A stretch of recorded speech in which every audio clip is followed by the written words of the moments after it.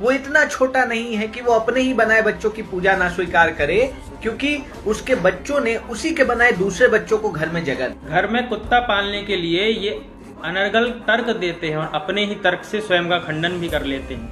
पहले तो इस व्यक्ति ने कुत्ता पालने के लिए कहा कि ईश्वर की सभी संतानें हैं, तो एक संतान ने उसकी अन्य संतान को यदि घर में रखा तो इसमें दोष कैसा है। तो सबसे पहली बात यह कि ईश्वर की संतान केवल कुत्ता नहीं है। यदि ईश्वर की संतान तुम सबको मानते हो तो ईश्वर की संतान यदि सब लोग हैं तो फिर प्रश्न उठेगा कि यदि सभी ईश्वर की संतान हैं तो सर्प भी ईश्वर की संतान है, सुअर भी ईश्वर की संतान है, गधा भी ईश्वर की संतान है, तो कितने प्राणियों को तुम अपने घर में आश्रय दे सकते हो, इसका समाधान करो। और फिर ये प्रश्न उठेगा कि यदि सब ईश्वर की संतानें हैं, यदि तर्क के आधार पर तुम कुछ भी अनर्गल प्रलाप करोगे तो बहुत कुछ बोला जा सकता है। जैसे कि यदि सब ईश्वर की संतान हैं तो जितने धनवान लोग हैं फिर तो उनके आधे धन में हमारा भी हिस्सा होना चाहिए, क्योंकि हमारे भाई बंधु हो गए।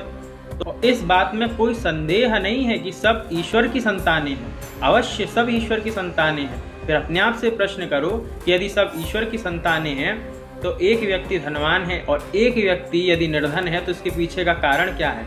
और सृष्टि में हमको जितने भेद प्राप्त हैं उन भेदों का सदुपयोग करके हमको निर्भेद परमात्मा तक पहुंचना है, ना कि उन भेदों का दुरुपयोग करके कुछ भी अनर्गल प्रलाप करना है। व्यक्ति ने कहा कि कुत्ता पालने से पुण्य नष्ट नहीं होते। अब जहां पर पुण्य और पाप की बात है, अभी तो ये व्यक्ति परलोक मानने से इनकार कर रहा था, वहीं पर फिर ये कह रहा है कि पुण्य नष्ट नहीं होते। तो जो लोग परलोक को मानने वाले हैं, पुण्य पाप को मानने वाले लोग हैं, वो शास्त्र की बात को ही मानेंगे, क्योंकि शास्त्र ही सिद्ध करेगा कि कौन सा आचरण करने से आपको पुण्य की प्राप्ति हो रही है, कौन सा आचरण करने से आपको पाप की प्राप्ति हो रही है। आप सिद्ध नहीं करेंगे तर्क के आधार पर। शास्त्रों में कहा गया है, उलूकस्य यथा भानुर अंधकारः प्रतीयते स्वप्रकाशे परानंदे तमोमूढ़स्य जायते। प्रचंड मार्तंड मंडल में स्थित जो सूर्य है वो प्रकाश देता है, किंतु जो उलूक है यदि उसकी दृष्टि से देखा जाए तो सर्वत्र अंधकार ही है, प्रकाश कहीं है ही नहीं। तो इसी प्रकार से शास्त्र रूपी प्रकाश सर्वत्र व्याप्त है, किंतु जो उलूक हैं उनको शास्त्र रूपी प्रकाश दिखाई नहीं देता, परिलक्षित नहीं होता। उनकी दृष्टि केवल तर्क पर ही आश्रित है और तर्क के आधार पर किसी को सिद्ध करने का प्रयास किया जाएगा तो अन्य तार्किक आके उस बात को तर्काभास सिद्ध कर देगा। ऐसी तर्क से तर्क कटते जाएंगे और कुछ बचेगा ही नहीं। इसीलिए शास्त्रों में कहा गया है, तर्क तच्चा प्रमाणाच्चा चिदेकत्व व्यवस्थिते चिदेकत्व परिज्ञाने ना शोचते न मुह्यते।